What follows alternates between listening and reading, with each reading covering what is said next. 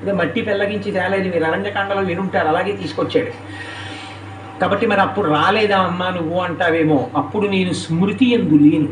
నేను హారామ హాలక్ష్మణ అని రామలక్ష్మణుల్ని ధ్యానం చేస్తుండగా ఈ శరీరాన్ని పట్టుకొచ్చాడు. నా మనసు రామలక్ష్మణుల ఎందుంది, రామ పాదముల ఎందుంది.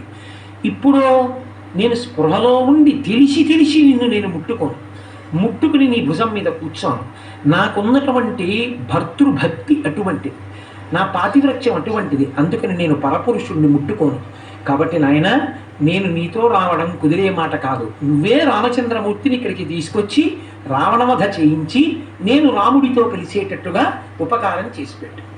ఈ మాటలు విని హనుమ అన్నారు, అమ్మా ఎంత గొప్ప మాట అన్నావమ్మా. భర్తృభక్తిం పురస్కృత్య రామధన్యస్య వానర నస్పృశామి శరీరంతో పుంసో వానర పుంగవ యుక్తరూపం త్వయా దేవి భాషితం శుభదర్శనం సదృశం స్త్రీస్వరూపస్య సాధ్వీ వినయస్య చ. అమ్మా నువ్వు కాబట్టి అనగలిగావమ్మా ఈ మాట. ఎక్కడో 100 యోజనముల సముద్రానికి అవతల కాంచనలంకలో బంధీకృతమయ్యుండి అంత కష్టంలో ఉండి నిన్ను నేను తీసుకెళ్ళిపోతానమ్మా అంటే ఇంకొకతైతే వెంటనే ఎగిరి భుజం మీద కూర్చుంటుంది. నువ్వు రాముడే రావాలి, రావణుండి చంపాలి, నా పాతివ్రత్యం అటువంటిది, నిన్ను ముట్టుకోనన్నావు. పైగా రాముడు లేనప్పుడు రావణుడు ఎత్తుకొచ్చాడు, రావణుడు లేనప్పుడు హనుమ ఎత్తుకెళ్ళి రాముడికి అప్పచెప్పారు. ఇంకా రాముడి కీర్తి ఏమిటి? రాముడు వచ్చి రావణ సంహారం చేస్తేనే కీర్తి. అందుకని రాముని కీర్తి ప్రతిష్టల కొరకు నేను రానన్నావు. అమ్మా ఎంత గొప్పదానివమ్మా. నీ వంటి స్త్రీ లోకంలో ఎక్కడుంటుందమ్మా? నిన్ను పొందినటువంటి రామచంద్రమూర్తి ధన్యుడమ్మా. లోకం యుగాలు మారిపోయిన దాంపత్యానికి సీతారాములని మిమ్మల్ని చెప్తుంది.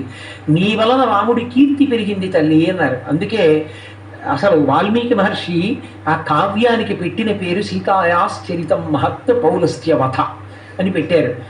సబర్మతి ఆశ్రమంలో గాంధీ గారి దగ్గరికి వచ్చి కొంతమంది మహిళా వాలంటీర్లు శ్రీరామాయణంలో సీతమ్మ గొప్పదా రాముడు గొప్పవాడా అని అడిగారు. అడిగితే ఆయన అన్నారు, సీతమ్మ వల్లే రాముడికి పేరు అన్నారు. అబ్బాయి మేము మహిళా వాలంటీర్లమని మీరు అలా చెప్తున్నారన్నారు. కాదు, నేను యథార్థం చెప్పాను. సుందరకాండలో హనుమ రమ్మన్నప్పుడు సీతమ్మ తల్లి ఆయన భుజం మీద కూర్చుని వెళ్ళిపోయి ఉంటే రామచంద్రమూర్తికి ఈనాడు ఇంత కీర్తి ఉండేదా? సీతమ్మ వల్లనే రాముడికి అంత గౌరవం వచ్చింది. ఒక్కనాడు మనసులో చిన్న చెడు తలంపుతో కూడా కన్నెత్తి కూడా రావణుని వంక చూడలేదు. అలా చూడలేదు కాబట్టే రాముని యొక్క గౌరవం అంత పెరిగింది. సీతమ్మ కారణంగానే రామచంద్రమూర్తి కీర్తి పెరిగింది అన్నారు గాంధీ గారు. కాబట్టి అంతటి మహాతల్లి. చాలా సంతోషించారు స్వామి. అమ్మా సరే ఆ మాట అన్నావు బాగుంది, కానీ అమ్మా రామచంద్రమూర్తి నీ దగ్గరికి నేను వచ్చినప్పుడు అభిజ్ఞానముగా ఉంగరం ఇచ్చారు. ఇప్పుడు మళ్ళీ నీ దగ్గర నుంచి నేను రామచంద్రమూర్తి దగ్గరికి వెళుతున్నాను. అమ్మా నువ్వు కూడా ఏమైనా అభిజ్ఞానం ఇస్తావా అమ్మా, గుర్తు ఇస్తావా, తీసుకెళ్తానన్నారు. అంటే సీతమ్మ తల్లండి, నాయన గుర్తు ఇవ్వడం కాదు, గుర్తు చెప్తాను, బాగా విను. ఒకానొకప్పుడు అరణ్యవాసం చేసే రోజుల్లో చిత్రకూట పర్వతం మీద ఉన్నప్పుడు ఈశాన్య దిక్కున ఒక ఉపవనంలో నేను రామచంద్రమూర్తి కలిసి విహరిస్తున్నాం. అలా విహరిస్తూ ఉండగా అక్కడ ఒక కాకి వచ్చింది.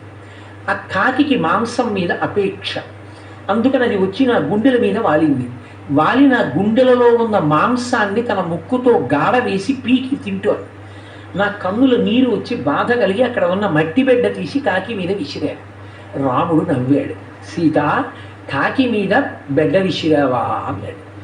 నేను తర్వాత రాముడి ఒడిలో కూర్చున్నాను. మళ్ళీ కాకి వచ్చి వాలి నా గుండెల్లో ఉన్నటువంటి మాంసాన్ని పీకపోయింది. నేను మళ్ళీ కాకి నన్ను పెడుతున్న బాధని ఓర్చలేక చీర, నేను ఏడుస్తూ ఉండడంలో చీర జారిపోతుంటే మొలనూలు సర్దుకున్నాను.